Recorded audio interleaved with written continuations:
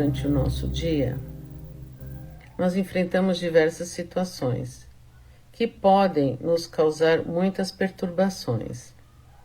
Perturbações em casa, perturbações no trabalho. E, na verdade, o que nós normalmente fazemos é reagir a estas perturbações de forma agressiva, de forma violenta, de forma intempestiva. Então, o que nos orienta Jesus em seu Evangelho?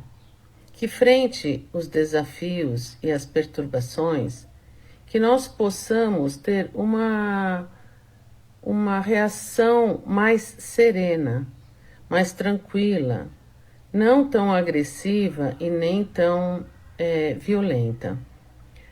Porque tudo isso que esse destempero causa alterações no nosso organismo. Sempre que nós temos uma situação de raiva, explodimos, nosso corpo desencadeia várias reações muito negativas que podem causar perturbações físicas, inclusive. Então, sempre seria interessante que ao nos depararmos com situações perturbadoras durante o nosso dia, a gente deva reagir de forma menos intensa e menos agressiva. A gente deve procurar viver em harmonia íntima. Então, quando determinadas situações nos aparecem, não devemos nos deixar levar por elas, porque quando a gente tem alguma situação de nervoso, de raiva, isso causa sérias alterações para nós mesmos. E, na verdade, nós vamos ser os maiores prejudicados. Quantas vezes a gente não explode, não grita com alguém, não briga, e depois tem um profundo arrependimento? Só que nós podemos, a nossa raiva passa, mas muitas vezes, para as pessoas com quem que nós agredimos, não superam essa situação de forma tão tranquila. Então, sempre que nós estivermos frente a situações desesperadoras ou agressivas, ou que nos tirem do sério, nós devemos procurar contar até 10. Chico Xavier sempre dizia que a gente tem que tomar um gole de água, encher a boca de água e contar até 10, para que aquele momento de nervoso e de intempestividade, de agressividade passe e que a gente não se deixe levar pelas perturbações. Quando a gente fala de perturbação e afinidade, a gente sabe que nós somos espírito, né? E estamos em um corpo, nesse momento na nossa encarnação, para fazer a nossa evolução espiritual. E sabemos também que no nosso ambiente, né, terreno, também temos elementos do mundo espiritual junto de nós. Quando a gente desencarna, quando alguma pessoa desencarna, muitas vezes ela pode ser imediatamente levada para um centro de tratamento e recuperação. Mas não é isso que acontece com a maioria das pessoas, porque tudo depende de como a pessoa viveu, quais elementos espirituais ela de verdade cultivou. Quando acontece o desencarne, poucas pessoas são levadas imediatamente para o mundo espiritual. E a gente sabe que o mundo material e o mundo espiritual está entrelaçado. Esses dois mundos se interpenetram, eles estão muito relacionados. Então, conosco podem estar, junto de nós, diversos espíritos desencarnados.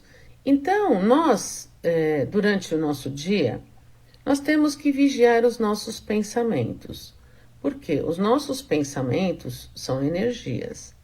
E energias atraem outras energias. Nós estamos sempre envolvidos, né, num ambiente em que podem existir alguns amigos espirituais que estão com a gente.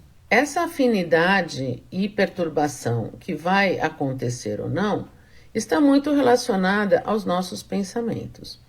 Se nós temos pensamentos bons, se estamos caminhando no bem, se estamos fazendo coisas boas, ajudando o próximo, provavelmente do nosso lado estarão espíritos bons. Mas pode ser que através dos nossos pensamentos, que não são tão bons, porque nós temos pensamentos eventualmente que não são tão bons, não é verdade? Nós podemos atrair para perto de nós espíritos que não são tão evoluídos, espíritos que estão em sintonia com os pensamentos que nós estamos tendo. Nós é que temos o dever e ter essa consciência e estar alerta para que tenhamos bons pensamentos e possamos atrair espíritos bons que estejam ao nosso lado. Muitas vezes acontece que desencarna em nossa família alguém muito querido, alguém que nós amamos muito. E muitas vezes nós ficamos sofrendo pela partida do nosso ente querido. Isso é natural, mas nós devemos entender que esse espírito muitas vezes desencarna e nem sabe onde está. Então nós devemos orar por esse nosso ente querido que acabou de partir para a pátria espiritual. Porque muitas vezes a gente pede ajuda a esses entes queridos, mas quantas vezes eles também estão precisando de ajuda e quando a gente pede ajuda, eles não estão em condição de nos ajudar. Então eles ficam mais desesperados, mais nervosos, ficam exacerbados, ficam desesperados porque não conseguem nos ajudar, porque eles ainda precisam ser ajudados. Então é importante que quando a gente tem um ente que já não está mais entre nós, que ele possa ser ajudado, né? Primeiro que ele possa ser tratado, para que esteja sempre junto de nós, quando ele tiver condições de nos ajudar ou de nos visitar. Então tudo isso precisa de uma preparação e de um tratamento para que eles possam vir. Existe uma influência dos espíritos bem maior do que a gente possa imaginar. Muitas vezes nós temos alguns pensamentos que nós ficamos em dúvida, será que o pensamento é nosso ou será que ele é sugerido? Quando o pensamento é sugerido, ele parece que vem como uma voz que nos fala. Os nossos próprios pensamentos são aqueles que surgem no primeiro momento. E o homem age livremente, se age pelo bem, faz voluntariamente, porque nós temos o nosso livre-arbítrio. Muitos homens inteligentes e gênios recebem intuições dos espíritos que julgam que esses cientistas, por exemplo, estão preparados para compreender e receber aquela intuição e fazer uma descoberta, assim como foi, por exemplo, da lâmpada, do telefone, enfim.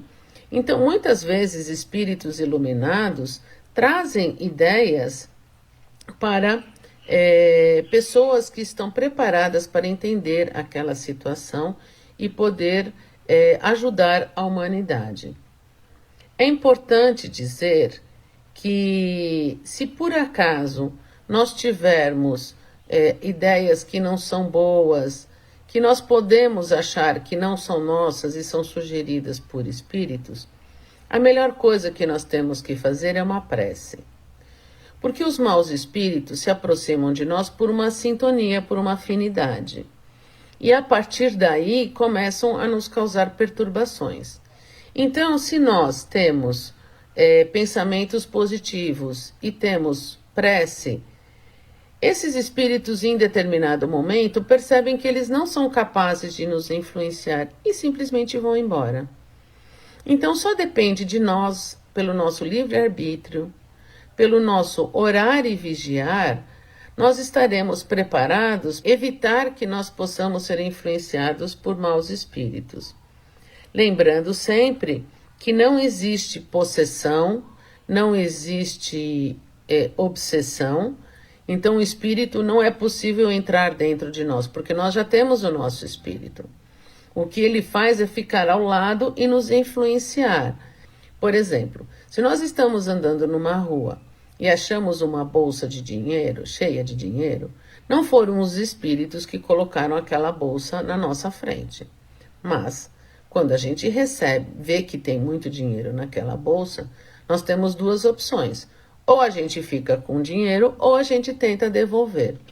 Então, na verdade, os espíritos nos influenciam nesses pensamentos e nessas atitudes. E eles só conseguem nos influenciar se, na verdade, nós temos esse instinto. Porque se nós não formos acharmos uma bolsa e automaticamente a pensarmos em devolver, nem vamos dar brecha aos espíritos ruins que nos tragam maus pensamentos. Então, tudo depende de nós. Os nossos pensamentos são energias e através dessas energias nós proporcionamos afinidades. Dependendo das afinidades que nós temos com espíritos bons ou espíritos ruins, vamos ter mais ou menos perturbações. Tudo está em nossas mãos, está no nosso livre-arbítrio. Portanto, vamos pensar bem, vamos nos portar no bem, para que possamos sempre persistir no caminho do bem, da verdade e da vida. Que assim seja, graças a Deus.